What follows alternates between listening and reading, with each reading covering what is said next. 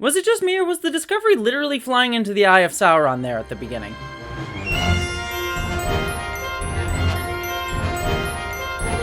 Hello interwebs, it is that time of week where I get to review the latest episode of Star Trek Discovery, this time Season 4, Episode 6, Stormy Weathers. As per usual, I'll do my spoiler-free review, and then we're going to get into spoilers and a recap in just a little bit, but to address the elephant in the room that I'm very excited about, yes, I do in fact have my Star Trek Discovery Season 4 cosplay uniform on. I'm very excited about it. I think I look damn good in this thing. I think I look pretty nice. It's very, very flattering, I think. However, I will address, yes, this badge is awful. They don't sell the actual badges from Season 4 yet, so I will get one at some point, just not yet. And also, I do have the neck thingy, but it, makes it hard to move, so I'll save that for, when I'm getting all really nice and dressed up. So, just imagine that this is here. So, there you go.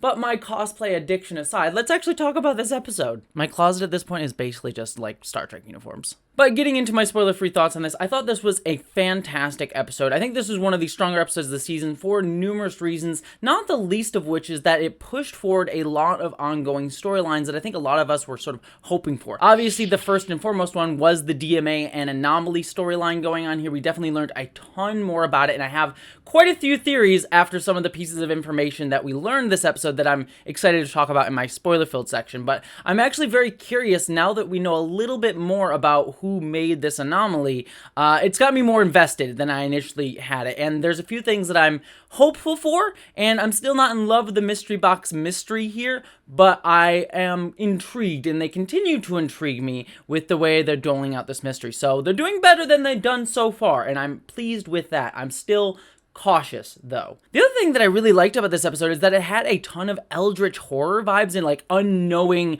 too big to comprehend kind of horror to it that was really, really cool. I mean, honestly, Star Trek has had a lot of eldritch horror elements to it over the years. I mean, I think of stuff like the Doomsday Machine way back in the original series, and this episode definitely dove right into that in, I think, a really cool way, in a way that reminded me a lot of the episode of Star Trek Voyager called Night. Very different types of episodes in terms of their themes and ideas going on, but very similar feel in terms of the type of visuals that we were getting, and I thought that this was a really cool and kind of scary episode within that I thought was awesome to see. Jessie just loves herself some eldritch horror. I love eldritch horror. If you haven't listened to the Magnus Archives podcast, fantastic eldritch horror if you're looking for eldritch horror recommendations. Or The House of Leaves, also a good eldritch horror book. Anyways, regardless, moving on. The other storyline that they pushed forward in this episode that I really, really liked and was kind of glad to see come to the fore a little bit more, considering it's been mostly ignored since the end of last season, was the Zora computer storyline, and I think they handled it really, really well, developing the relationship of Zora to the crew, but especially Zora to Burnham, and starting to show what this means now that the Discovery ship itself is actually gaining sentience and actually giving some weight to that and actually building that up in intriguing ways. And so I thought that that was strong as well. And there's also a couple other storylines throughout this episode that I thought were fairly strong. Book got some further development of his trauma, as we've been seeing throughout the season, and also delving a little bit more into his backstory and his familial backstory, kind of tying into the overall episode's idea of people in your history and your family line affecting us today, which I thought was all really, really cool to see, and I thought it was fairly rote. I've seen this type of storyline before. It wasn't as unique as other elements of book storylines have been this season in terms of his dealing with trauma, but I thought it was also intriguing to see his relationship with his family come out a little bit more here. And then this episode was also a decent showcase for the rest of the bridge crew members. They've been getting a lot more to do this season and a lot more chances to, I guess, kind of exposit their backstory to us in these moments, which I'll talk about, which I think is a little bit of a negative. There's a lot of telling us the backstory of these characters in moments, but I did enjoy getting to see these characters interact with each other a hell of a lot more. And then also we got a little bit more of Gray here as well, who's been kind of on the side for the past 2 episodes, and I really enjoyed seeing him getting a little bit more of his own action throughout this, though he is a little bit sidelined towards the end of the episode, which was a little bit disappointing on my end, but it was nice to see him get a little bit more focus than he typically has in the past 2 episodes. So overall, while there are a few things in this episode I found a little bit disappointing disappointing. Nothing was actively bad, and a lot of things were really, really, really, really great. And so I think that this is another top tier episode of this show, and continues to show me that this season of Discovery is really where this show has come into its own, in its own confidence and its own sense of what it is as a Star Trek show. And I'm just so pleased and excited to see it. But if we want to talk a little bit more about those specifics, we're going to get into that in spoilers. So if you have not seen the episode yet, this is where you can jump ship. Don't jump ship. That's probably a bad idea. You'd probably die in the outer reaches of space if you jump ship, but you know what I meant. Okay, getting into our spoiler recap here, the first scene of this episode sees Burnham building her own family tree inspired by last episode, establishing that idea of family ties that we'll have running throughout the entire episode here, and we get a wonderful little conversation between Book and Burnham because Book is still rightfully upset over Burnham choosing to let the prisoner stay and die last episode. I like that he brought it up, showed that he was upset, but was very mature about it and says, look, I get it, you made your choice, it was your choice to make, even though I'm upset about it. But I like that it also informed his next emotional beat, which is him saying that he wishes that the Discovery could go out and talk to other civilizations and species outside of the Federation that may have been dealing with the anomaly. And Burnham saying, no, we have to go and do our current mission, which is go into essentially the anomaly's wake and see what's going on there and what we can learn, and Book being a little bit frustrated by that. And I really enjoyed this because it showed that Book was mature enough to be moving past the issue from last episode, but it also sort of having emotional weight carrying into his current frustration. And so I just liked that through line there. I think that shows emotional maturity on the part of the show that isn't just miring in melodrama and forced conflict, but also showing that these things do build up in terms of emotional strain on a relationship.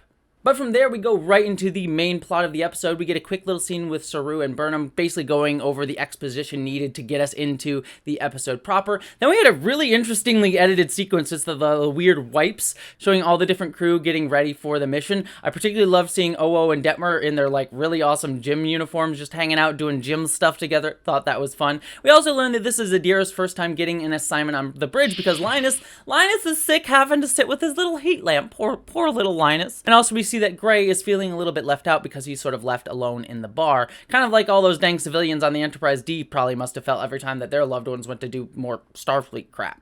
At least they had each other, but Gray sadly doesn't have many other civilian friends, which is gotta be kind of sad on the ship, to be honest with you. But then the USS Discovery goes into the Eye of Sauron. Again, it looked straight up like the Eye of Sauron, and they enter this wake, which they find is completely jet black and dark, and there's nothing around, and they can't see anything.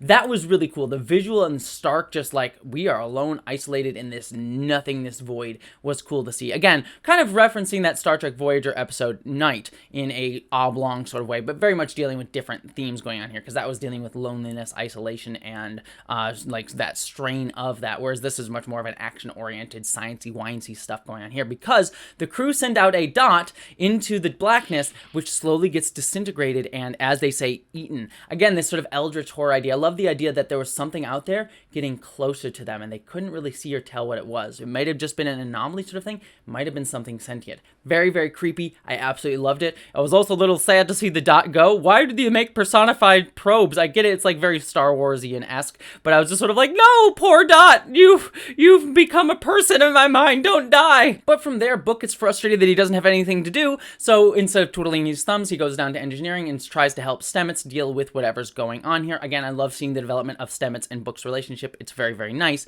But then because they don't really know what to do and they know that this thing is coming close to them after they fire a probe, Burnham chooses correctly to just get the hell out of there. We can deal with this once we know a little bit more and we can do this a little bit safer. And so I thought that that was the good captain decision, but obviously they can't escape, but Book tries to jump out of there, which causes him to get hurt because the mycelial network gets all fucked up, and he starts to see hallucinations from his father, which I liked getting explained in a very scientific way, that it was just his specific biology getting overstimulated, causing him to have more hallucinations. There tends to be a very ethereal, fantasy-esque type of explanation to these types of hallucinations in even science fiction shows in general, and so I like that there was an actual more scientific explanation for Book having these hallucinations here. But again, just sort of leading us into getting a chance for him to see more and learn more about his father and sort of address that stuff and his feelings going on there. Again, tying into this family connection here, which I thought was really, really cool.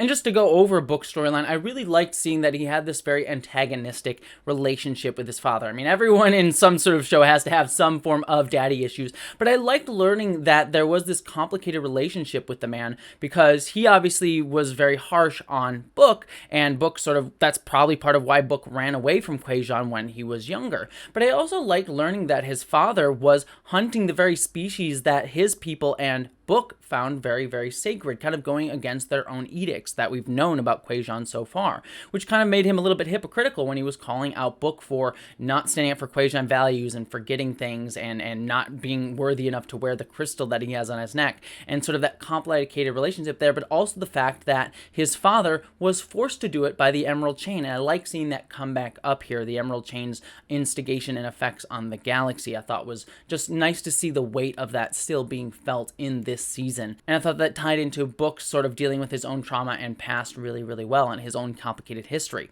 And also, because we were dealing with family as well here, we also get this idea that's this building, growing wedge between Book and Burnham, because Book's father brings up this idea that Burnham will choose Starfleet over you. And honestly, he's probably not incorrect. Starfleet is something that is core to who Burnham is, and so if push came to shove, she might actually have to do that, and Book might have to choose from there as well. And so I'll be curious to see what type of conflict they're setting up down the road. Clearly, this is sort of like laying the groundwork for a further wedge between these two characters. And I think it's been built up fairly naturally and nicely, as I stated at the beginning of the spoiler-filled section, throughout this season so far, that there is a small growing rift and distance between these two because of Book's trauma and some of the decisions that Burnham has understandably made, and we could understand where she was coming from, but obviously Book disagreeing, and so there is that rift there that I think is naturally done and very well handled by the show and the writers, and I'm curious to see how they're going to further instigate that going on. So overall, Book's storyline with his father was, I think, excellently done. I'm a little bit rote, I've seen this type of storyline before, but very well handled and setting up some clear emotional trauma and issues going forward. From there, as I mentioned in the spoiler-free section, we do get some moments throughout this episode with the bridge crew, again, getting a lot to do and talk about. I love the scenes where kind of everyone, like Adira, Reese, and Bryce, were all sort of like trying to figure out exactly what they wanted to do and try to save everyone from getting out of this area of space alive. And then there was this little bit of forced conflict moment where OO goes up to Saru and says, hey, I would like to go down to engineering to help use programmable matter to reinforce the sides of the ship and all that stuff, and Saru basically just shoves her down saying, we need you at your station. Right choice by Saru, and I liked him being like, nope, this is what you need to do. Get back to your position. I know you want to do things, and nope, you need to be here right now. And then later on in the episode, we see Owo apologizing to Saru and saying, hey, I don't like feeling on the sidelines. I once saw someone die, and there was nothing that I could do. And I like Saru saying, hey, you bore witness. That was enough. Sometimes that's all that we can do. Very good sort of emotionally handling of grief here, as someone who also had people die very recently during this COVID pandemic. I was also very frustrated by the fact that there was nothing I could even do. I just kind of had to sit here and be there.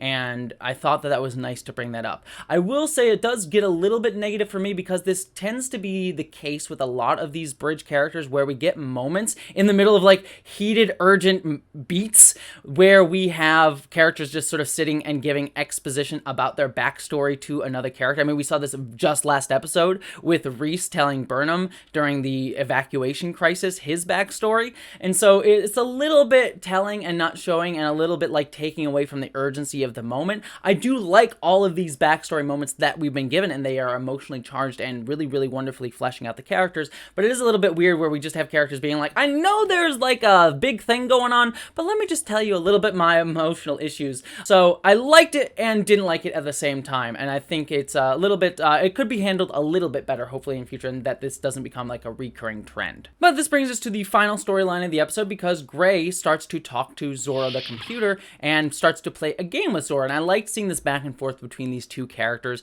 For example, I liked Gray bringing up that Zora chose her own name and that Gray chose his name as well, obviously kind of referencing how many trans people will choose their own names, and I like that sort of subtle reference here to an element of trans culture, because again, Gray is trans, but also not being overt about it or beat you over the head about it or making a big moment about it. It's just sort of a subtle reference that Gray would make in that moment and connect with Zora in that moment. So I thought that was absolutely wonderful there. but also the playing of the game helps Zora to focus. And I like this idea of this computer having so much information that as she's developing a personality and a sense of emotion, that there is too much information and that focusing helps her feel a little bit more. I thought that was just a really cool concept to give to a computer AI system. It's not something you really think about, like this overwhelming amount of data that she kind of has to hone in and focus on. And because of that, she's able to sense that something was on the hull. Again, that little eldritch horror moment that we don't get much explanation for here that I thought was kind of cool. And obviously someone dies and Zora starts to feel guilt over it, a little bit of survivor's guilt and a little bit of guilt of not doing it sooner. And then from there, Gray figures out that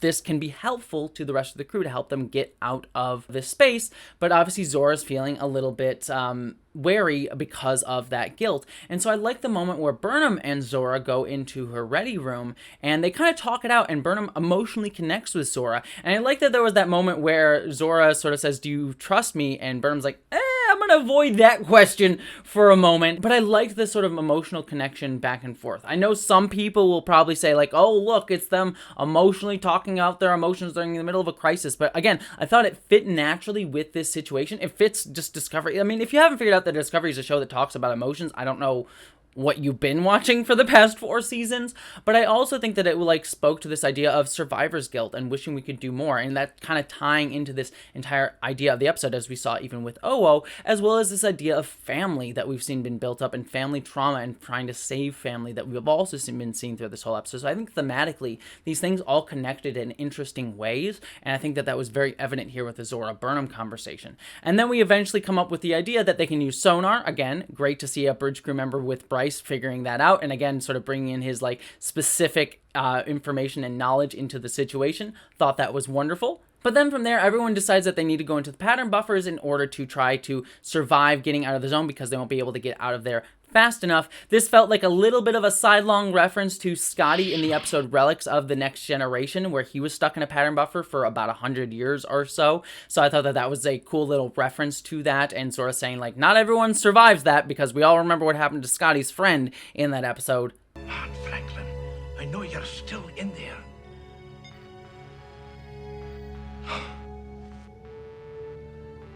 It's no use. His pattern's degraded 53%.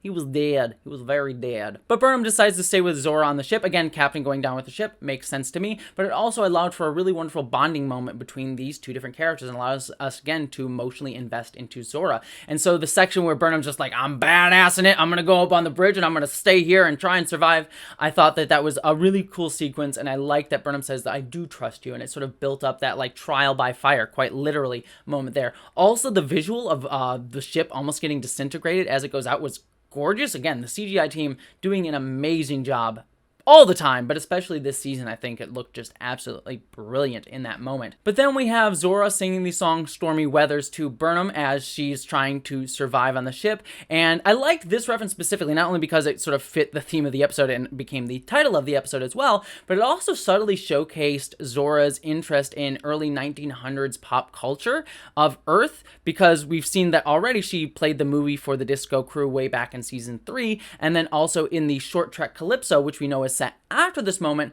Obviously, Zora does have a big fandom, apparently, of early 1900s Hollywood and Earth cinema. And so I thought that that was just a cool little reference and nice little building out of her character here that fits with what we've seen established of her so far.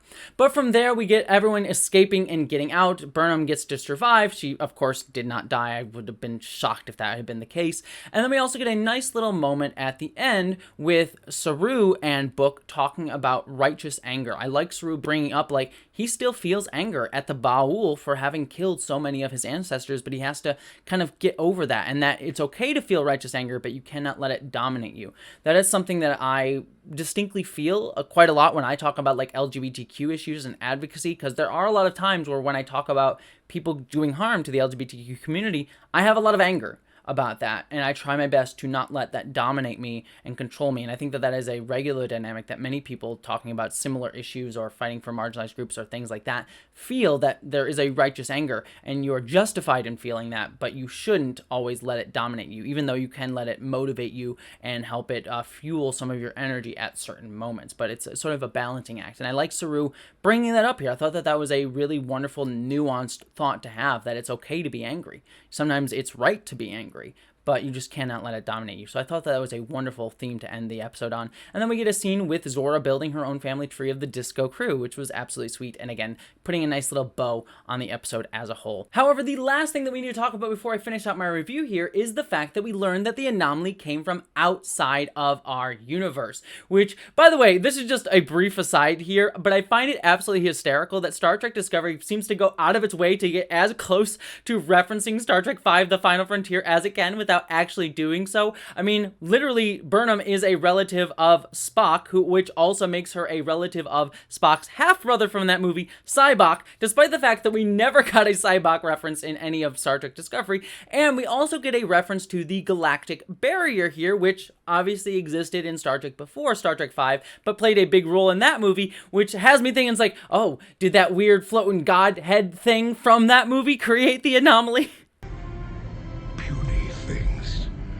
Die horribly.